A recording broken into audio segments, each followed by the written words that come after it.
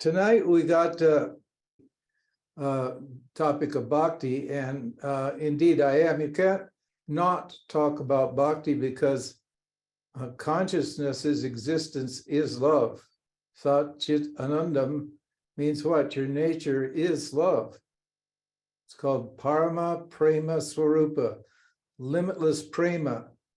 We use the word Prema in Vedanta rather than love, because love can go to any object in the world. It can go to money, sex, power. It can go to God. It can go anywhere you want it to go. But when it goes to the self, to yourself, then it's called Prema. And so love is just willing attention. In other words, it's appropriate use of our free will to what? Use our attention to direct our attention to the self, to ourselves, or ourself, to the one self.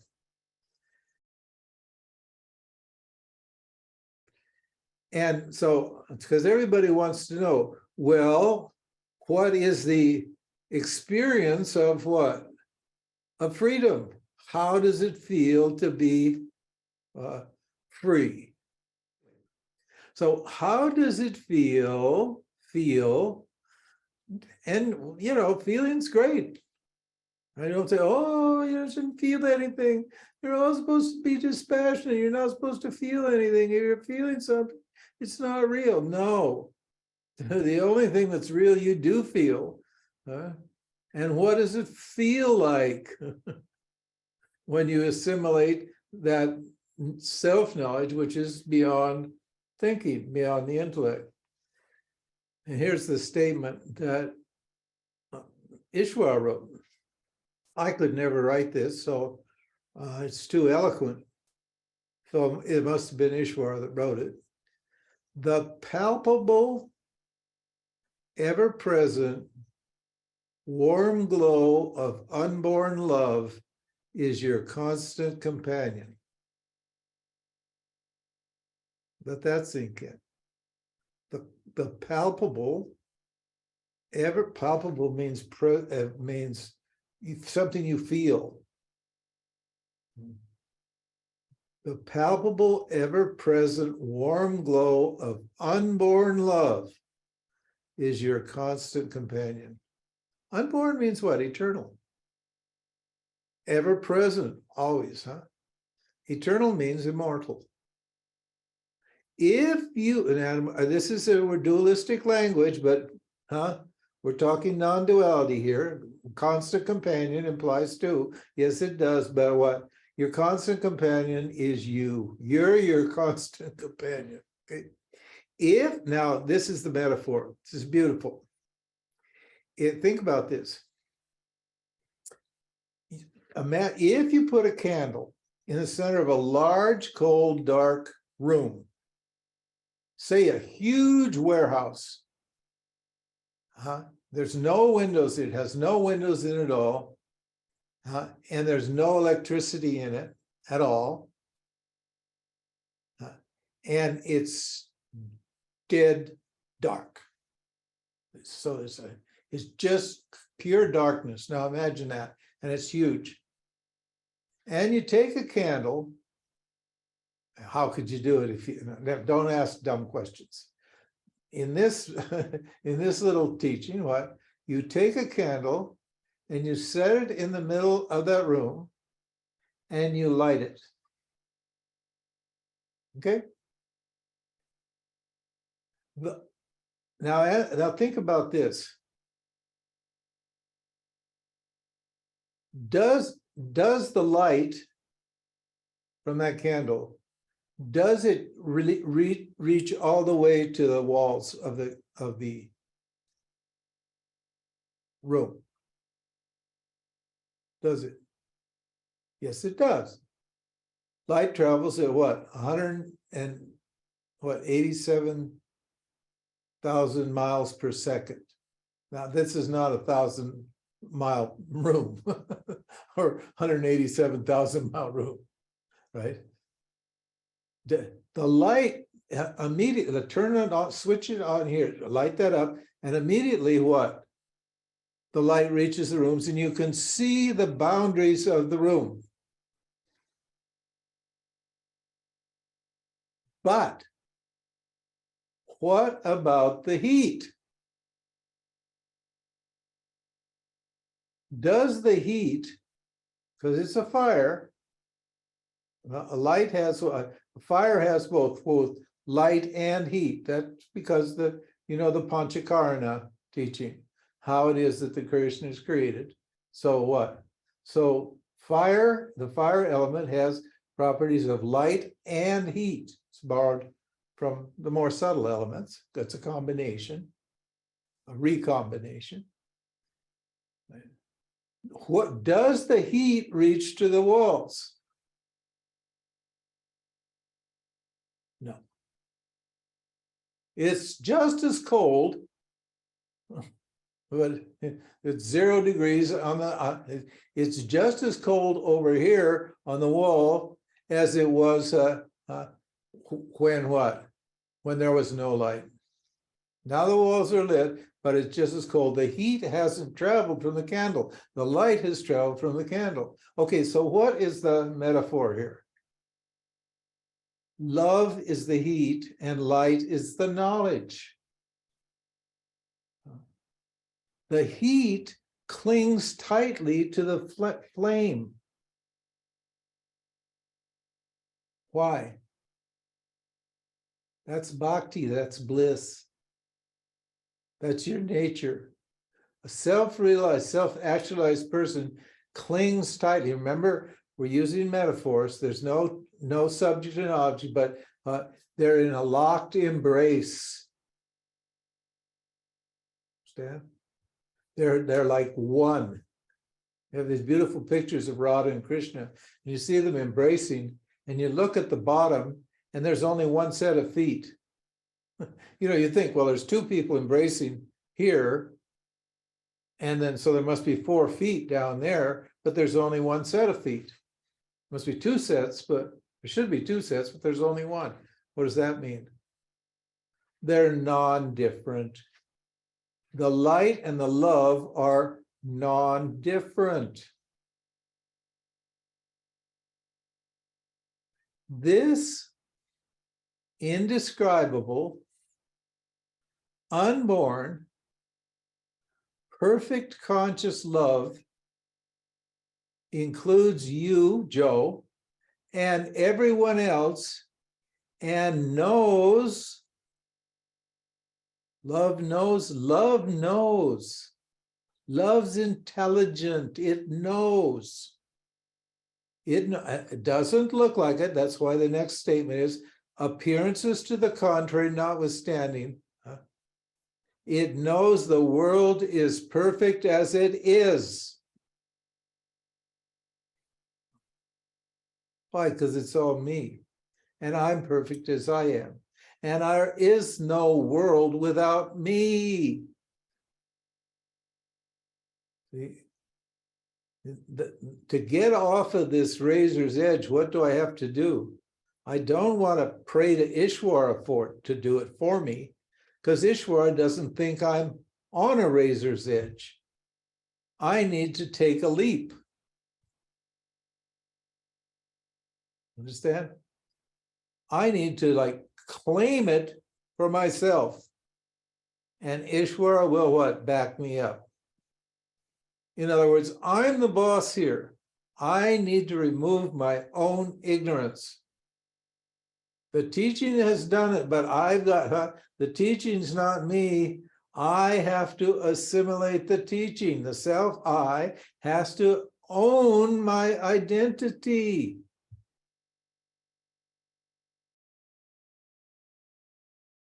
I have no followers. You say you understand duality, but this letter suggests otherwise.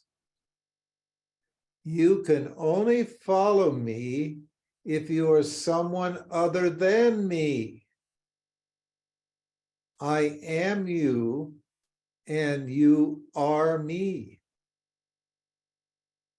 You can only understand what I am. To do so, understand what you are. And you've already been perfectly clear what you are. This knowledge that stands under you is what? The non-dual love that you are. Om Tat Sat. So, well, no, love is love and knowledge is knowledge, because love and knowledge are words that we're using to point out the difference between what? Between intellection, between thinking something, knowing something, and feeling something. And we're saying that what you feel always is that warm glow of bliss or love. And that is only a permanent experience for you when what? When the ignorance has been removed by the knowledge.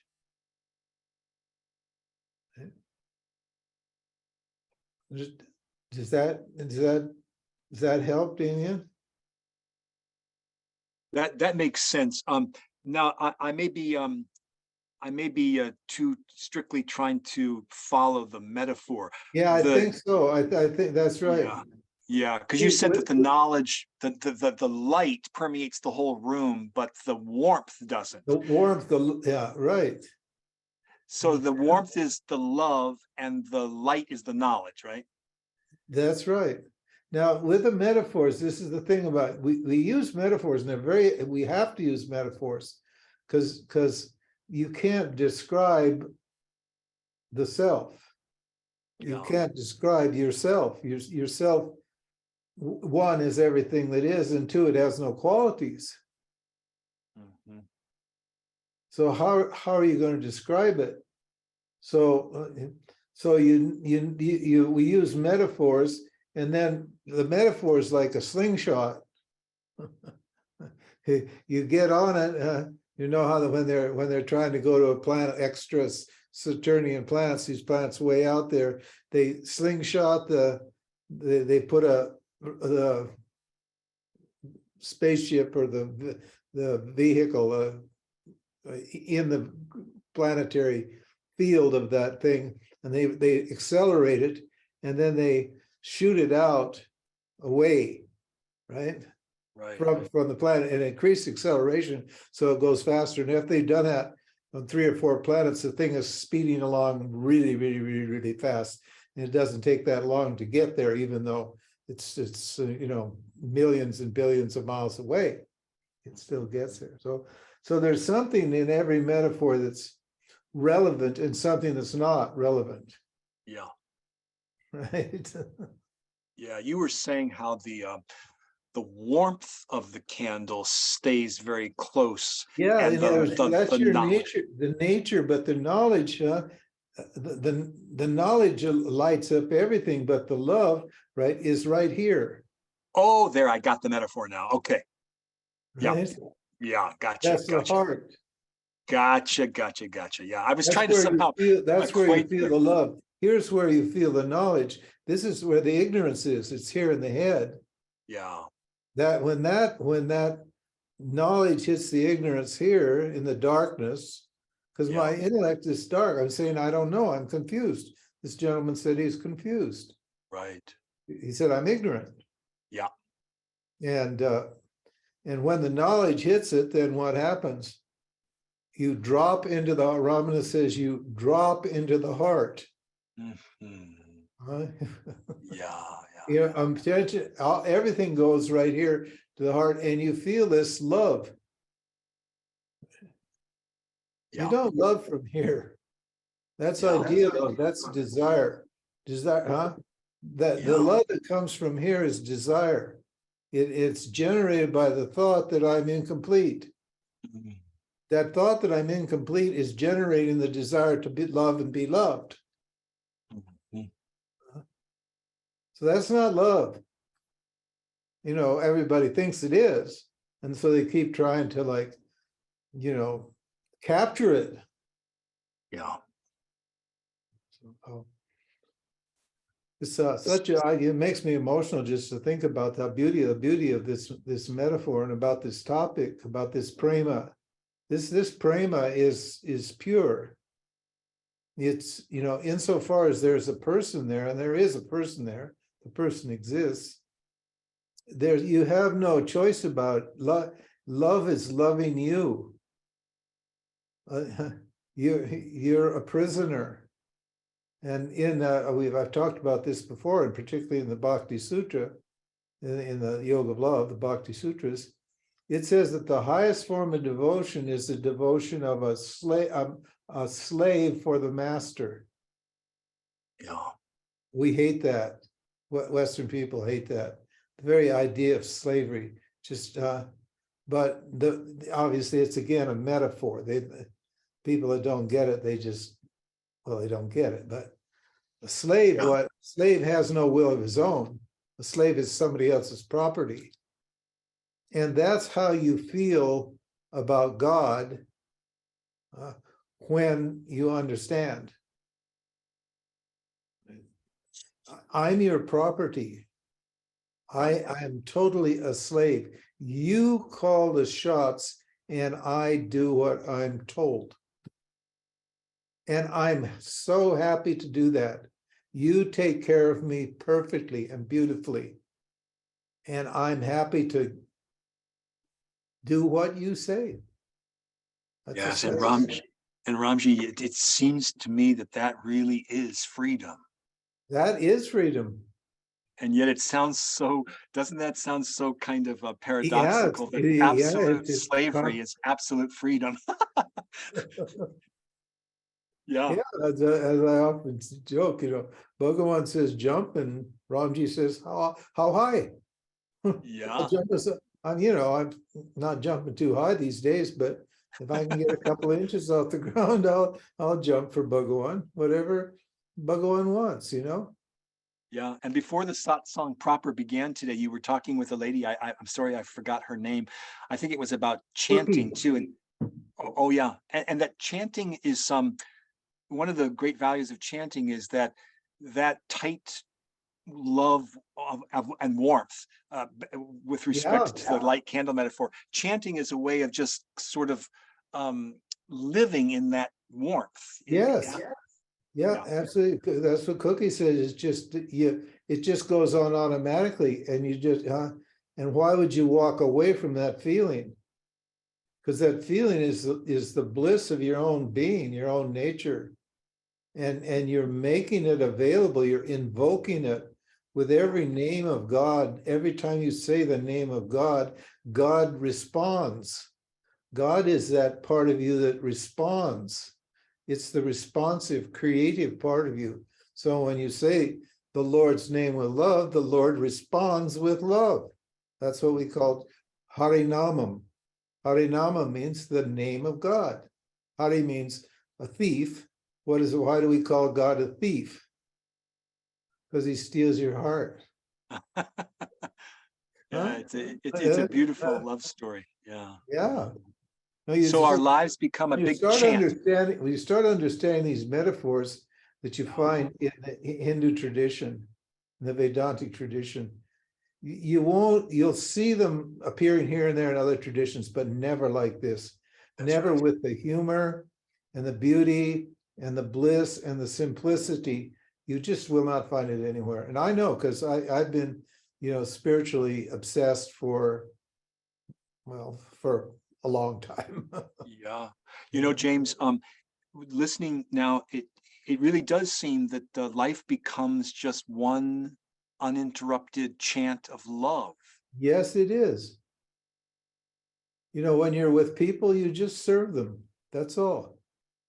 You just express your love by serving them. That's all. And there's always somebody around.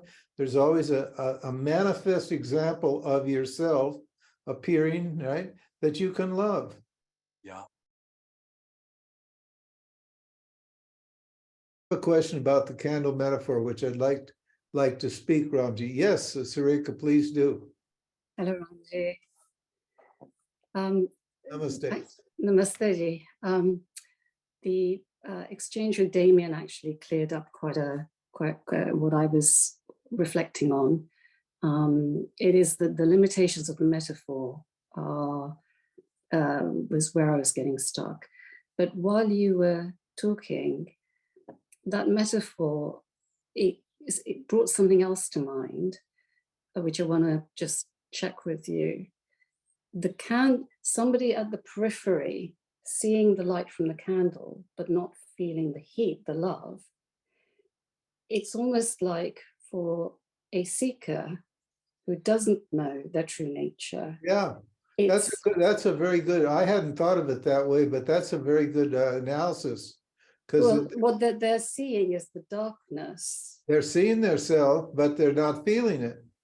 Yes, and it hasn't transformed them, so they're actually inauthentic. They're claiming that what? They're claiming that they're the self without feeling what the self feels, without feeling that universal, non-dual love. And they're not transmitting it, they're transmitting the idea that they're the self. Very good. That's I hadn't really expanded it to that level. No, it just came to me because I was thinking, metaphorically, it appears as if knowledge seems to travel further than felt love. Is that really I was just thinking that through and thinking, well, it's through the intellect that ignorance manifests, isn't it? Yes. And it's through the intellect that knowledge manifests. Yes. So it seems to travel further. So in that metaphor, I just thought, well, a seeker at the periphery is actually fooled by the darkness. And that's why they're not able to actually feel the warmth of their own heart, put it that way. Yes, that's right. The problem with seeking knowledge is that it's in duality. So there's always, when you're seeking knowledge, there's always something you don't know. Yes. But when you see that I am love, your seeking stops. Because behind every desire to know is what? Is the desire to know that I'm full and complete and that I am love.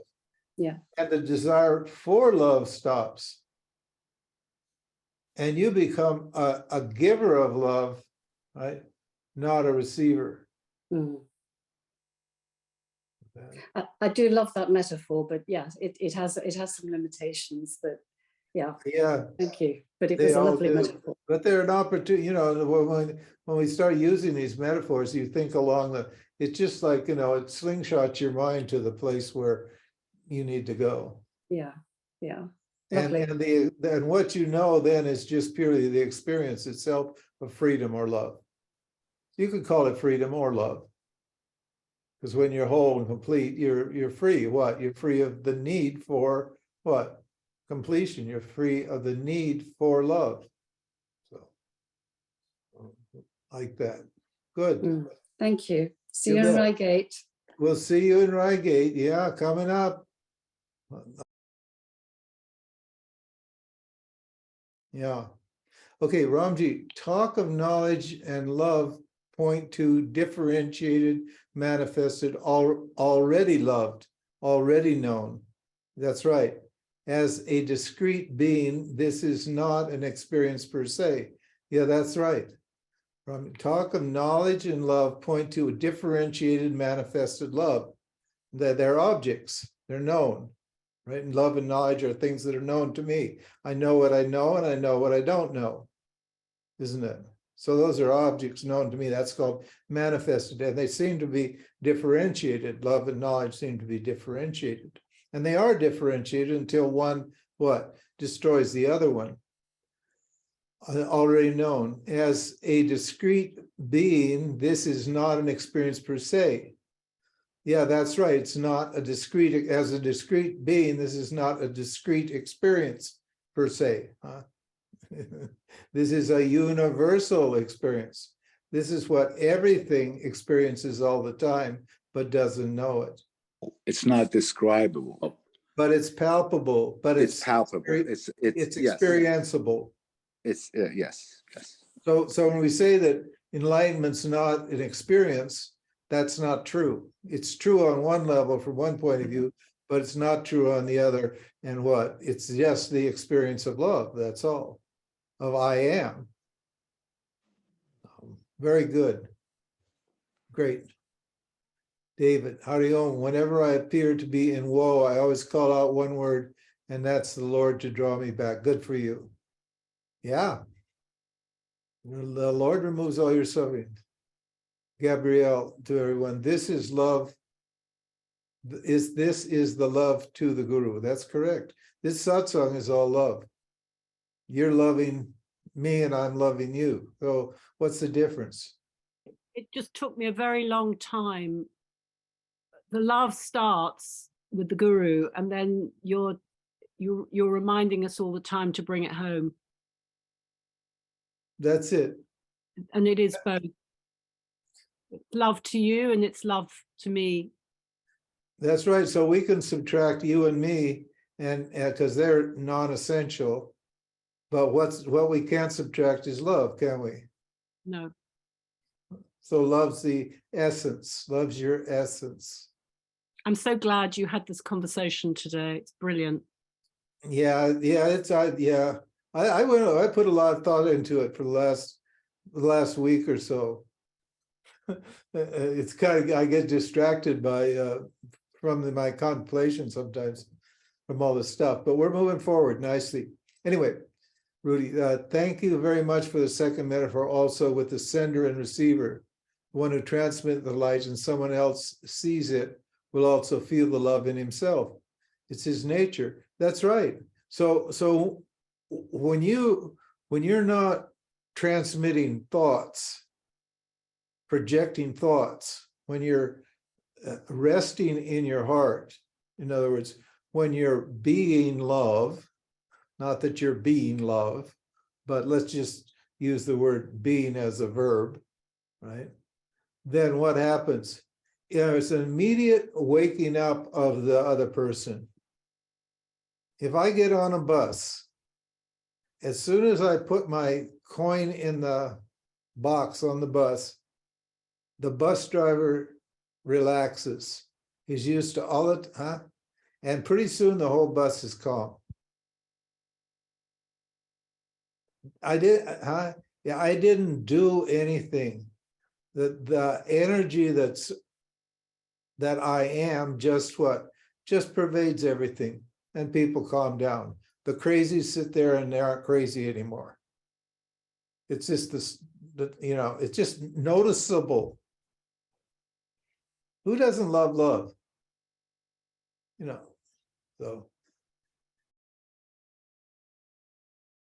as Ramji said, being a slave is the best way to be. Yeah, be a slave to love. And that's not like, that most of you probably don't know about, but the oldies, the gray hairs will know about this, is women who love too much. You can't love too much. It's not that kind of love. If you love the object too much, then yeah, that's too much. But this self, you can't love it too much. It takes everything. It robs you. It's the thief. That's what Hari means. Hari Rama, Hari Krishna means the thief. What does they steal? My love. It's so beautiful. Yourself is so beautiful. It captivates you and steals all your love. Hari Rama, Rama Rama, Hari Hari. Hare Krishna, Krishna Krishna, Hari Hari. Hare Rama, Rama Rama, Hari Hari. Hare Krishna, Krishna Krishna, Hari Hari. Hare Ram, Ram Ram, Hari Hari. Hare Krishna, Krishna Krishna, Hare Hare, Hare Rama, Rama Rama, Hare Hare, Rama Rama, Hare Hare, Krishna Krishna, Hare Hare, Hare Ram, Ram Ram, Hare, etc., etc. It's churning, bringing out that love, expressing it all the time in everything you do. All your words should be soaked in love. Your life will go like as if on greased wheels. I tell you, just nothing will get in the way. Love is just well, anyway, So it looks like that's the end of it. It is 9 o'clock, right on the money. God bless you all.